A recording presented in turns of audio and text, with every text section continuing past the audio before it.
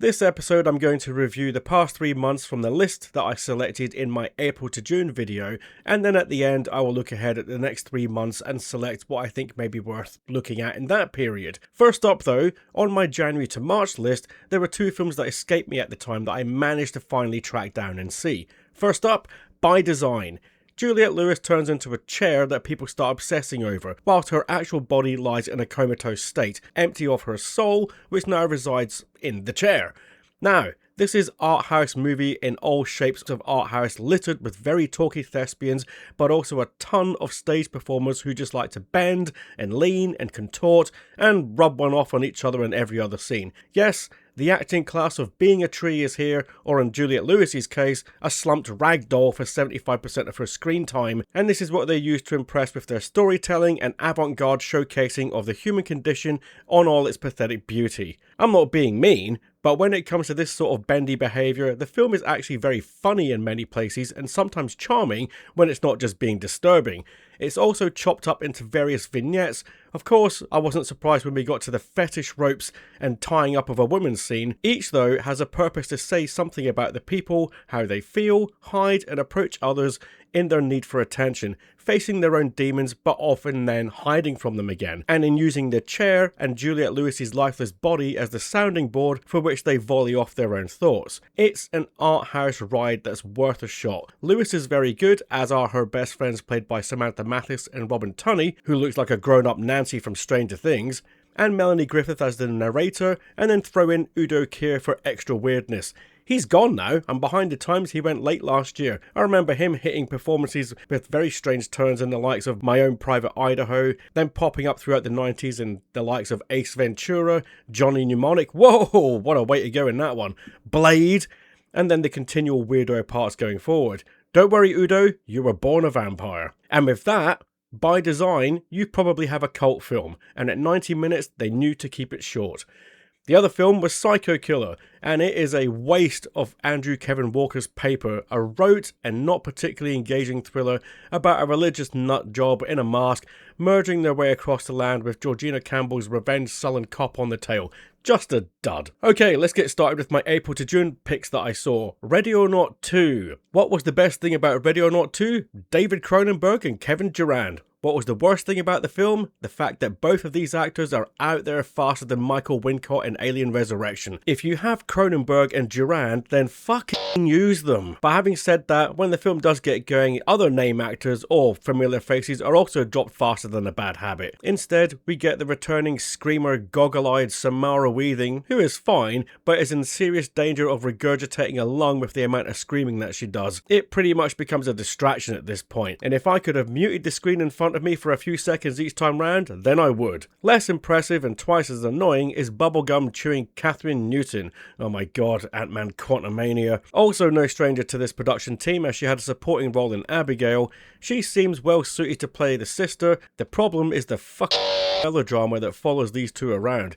Every 15 to 20 minutes or so, they need to stop and have a raging argument about being sisters who apparently hate each other. It gets very old very fast, and had I the ability to fast forward these scenes, then I would. Other than that, there are welcome turns from the likes of Nesta Carbonell as the world's worst shot with a sniper rifle. Sarah Michelle Gellar is on good form, as is Sean Hattersey, remember him from The Faculty, and also from The Faculty, a very enjoyably restrained Elijah Wood. Indeed, the only person on screen with any restraint. So, a mid-effort then from the team who are really starting to girl power repeat themselves. I don't mind a bit of girl power, but when that's all you do in your films, it makes them a bit predictable. You never for a moment worry about the leads in their films. Lee Cronin's The Mummy. How does one guy who is not a household name get his name above the credit of his third movie?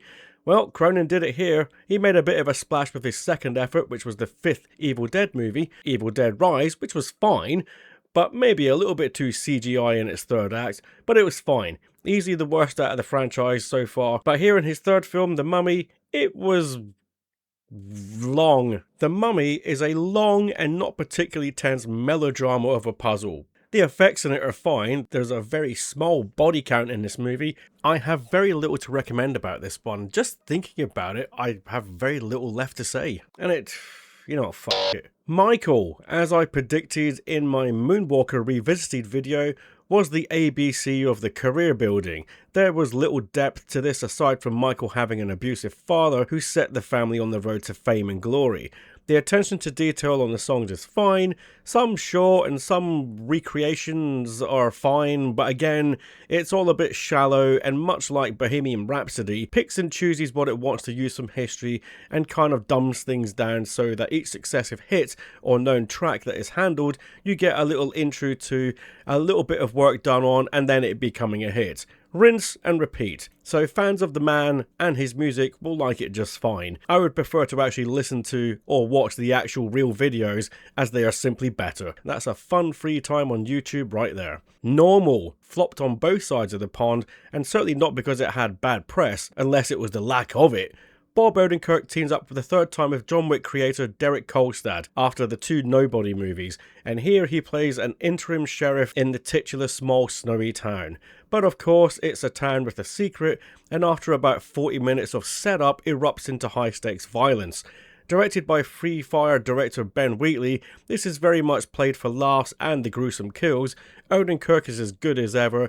This won't be the film or role he is remembered for, but he will be remembered for at least having several goes at the action comedy and largely pulling it off. Shame then that it flopped, as it might limit the amount of goes he has left. Mortal Kombat 2. I have to apologise for this, as I said I was going to do a spoiler review when it came out, and whilst I did record my rant in the car on the way home after, I decided that life was too short for wasting time and editing coherence together out of that one. So here I will say I was rather disappointed. The film made up its own rules as it went along, so the tournament aspect didn't make a heck of a lot of sense. It was kind of dark in places, Carl Urban was hit and miss, but at least when he hit it worked. Kano was the funniest thing again, but not quite as funny as the last time, now that they've potentially snipped the character's nuts off. Much of the bad guy support get bugger all to do. Where is Shang Tsung most of the time? And Quan Chi? And Joe Taslim as Noob Saibot barely gets any screen time until the end, as with Scorpion. So, kind of wanting. It has some decent gore effects, but I expect a heck of a lot more. The fights were all predictable, the best one being in the middle between Liu Kang and Kung Lao, his old friend, and that guy is clearly the best fighter in the film, Max Huang, but it seems to have satisfied most, so expect the third film in a few years. In the Grey. Guy Ritchie's favourites Jake Gyllenhaal and Henry Cavill team up for the first time as Muscle brought in to protect their lawyer who specialises in recovering debts from the rich and powerful. An overlord who owes $1 billion, and she goes in to make life very expensive and very difficult for said drug baron until he agrees to pay back the lot. The boys are there to set up and prepare and then execute her safe exit from the island should she get into trouble.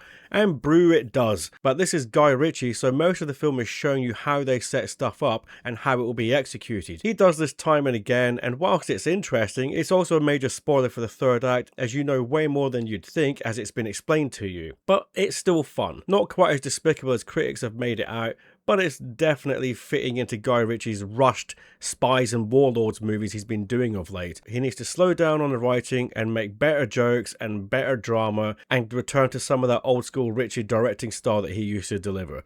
Style is what is needed here. He also needs to work on his supporting cast instead of just an array of lumbering tough guys. He needs to go Sergio Leone on that one and find some really ugly mugs for us to fall in love with. But that aside, this is passable fun. Masters of the Universe was largely a reconstruction of the 80s cartoon. It looked great, it was well cast, but it did suffer from a joke a minute syndrome.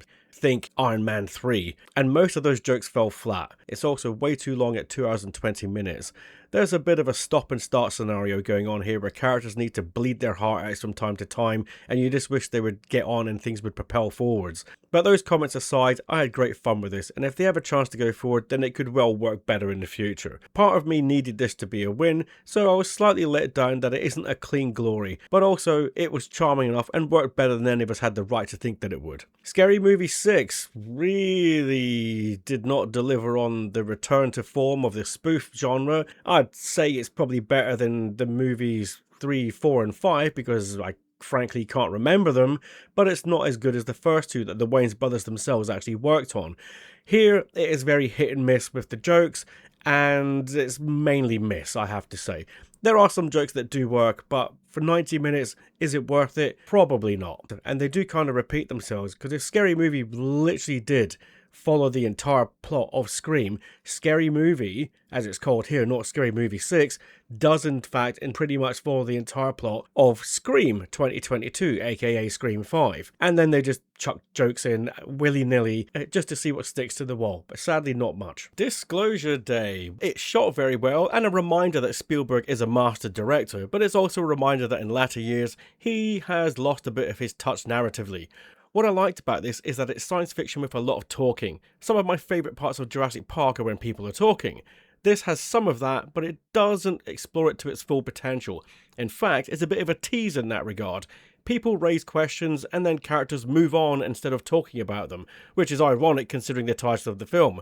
So we get Josh O'Connor saying he knows stuff but not doing much telling, and then we get an egregious amount of Emily Blunt campaigning for the next award season, moving the plot forward when it's convenient for her character to know everything, and then slowing down in between to have multiple panic attacks.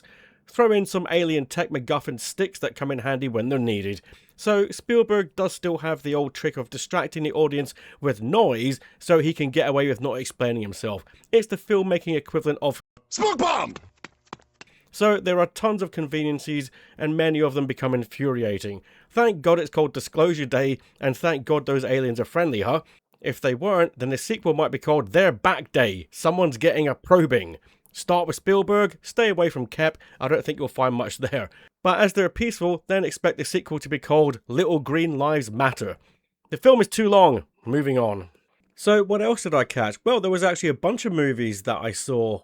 First up, Obsession. It caught headlines and had critics raving about it, but if I'm honest, I thought it was merely decent. If you know the premise, then it's actually kind of predictable. It's good, it has great value, it has great performances and assured direction, but you kind of know what to expect from it from start to finish. So I kind of walked away more sort of meh on it than the desire to tell others to go seek it out.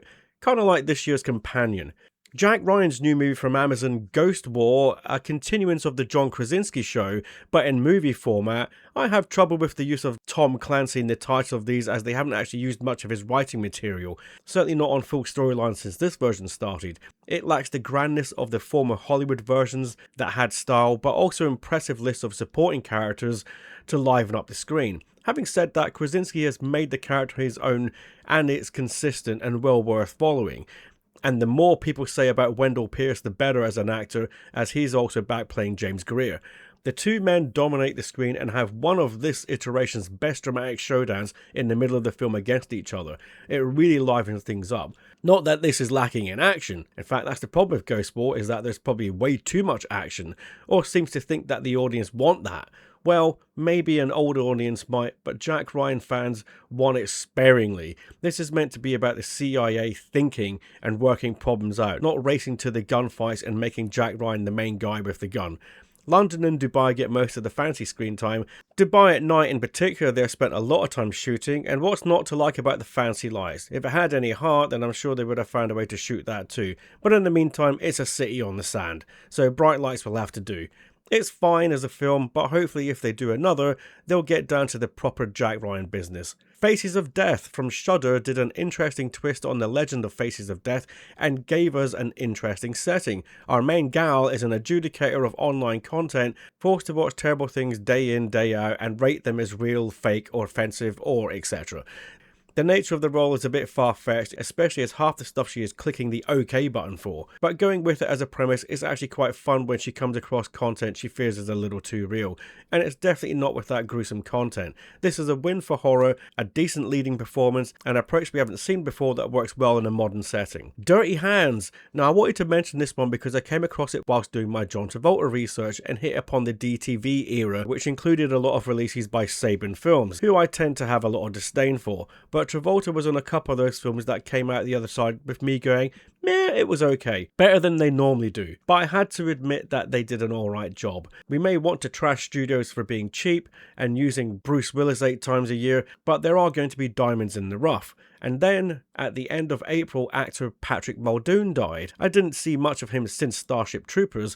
In fact, I remember he was in the sequel to the Charlie Sheen sci-fi The Arrival, which kind of pissed all over the first film, but he had passed away in his late 50s, and then I saw the title of this, which he was the lead in, and despite it being a Saban Films tag on it, I thought I would give both of them a go again, and certainly out of respect for Muldoon. And whilst this is still low budget filmmaking, it was a heck of a lot better than I anticipated, but for curious other reasons. One, Saban Films didn't make the film, they distributed it. It was already in the can and they bought the rights to it after the fact.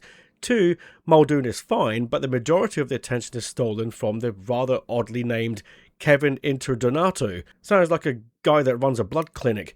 But he is the second lead playing the unhinged brother of Muldoon's. He's also the writer and director of the film, so this is his baby, and oh boy does he give himself the more interesting role to play too.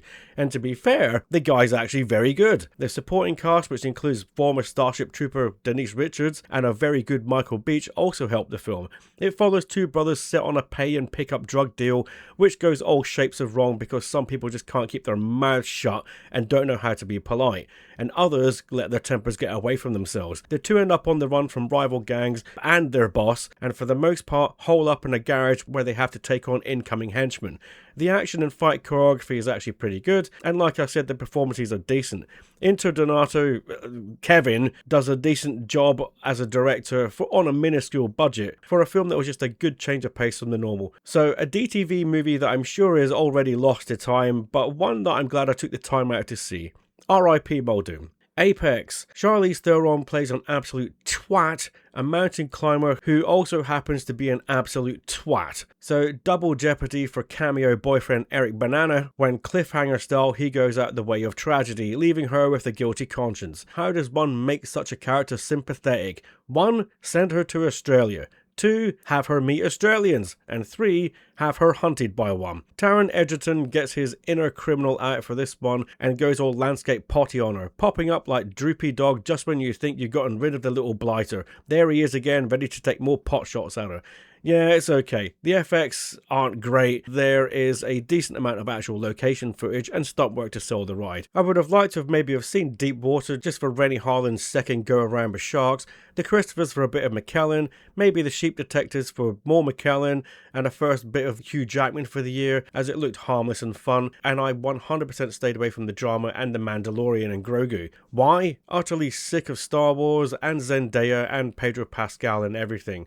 I will be seeing Zendaya in Spider-Man and the Odyssey and likely Dune Part 3, so you can see how utterly everywhere she is. Pascal similarly will likely see him in Doomsday when it comes around, which will also give me a My McKellen fix. See, all three actors mentioned above all have more than one project out in the same year. No wonder actors moan about being unemployed 99% of the time. The 1% are hogging all the jobs.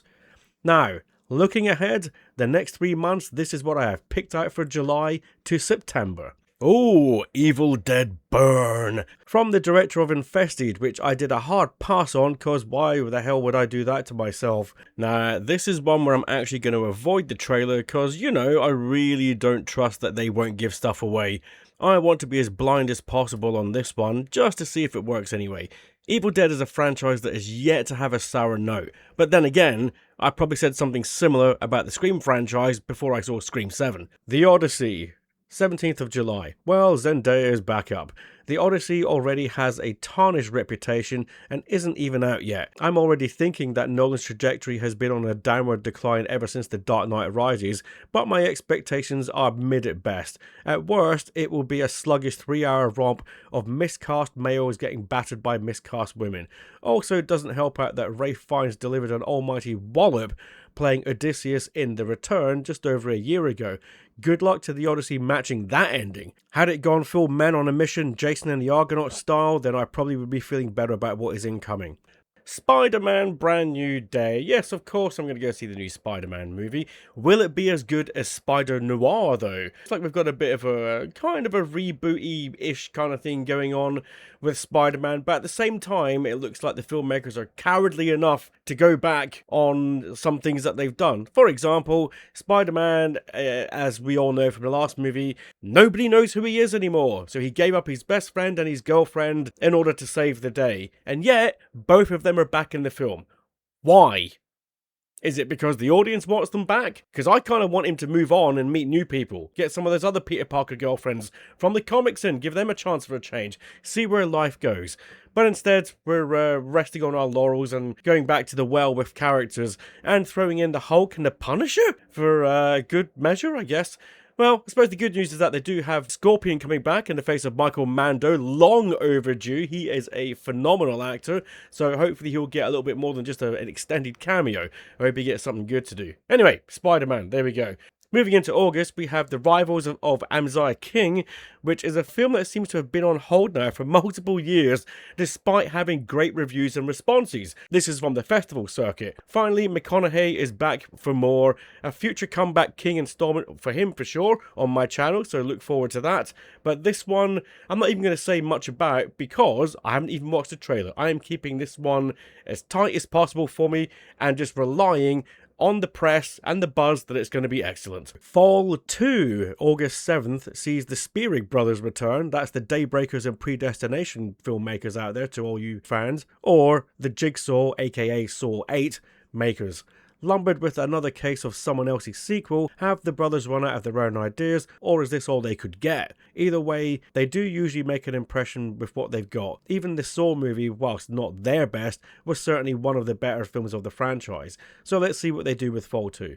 Mutiny from Mr. Statham. Yes, Statham is starting to lose faith again, and it's usually about this time after he's put out a couple of clunkers that he then pulls one out of his arse. This is Statham hunting people traffickers down on a container ship whilst still at sea. Well, that promises a tight location, but will it have any of the oomph or just a ugh?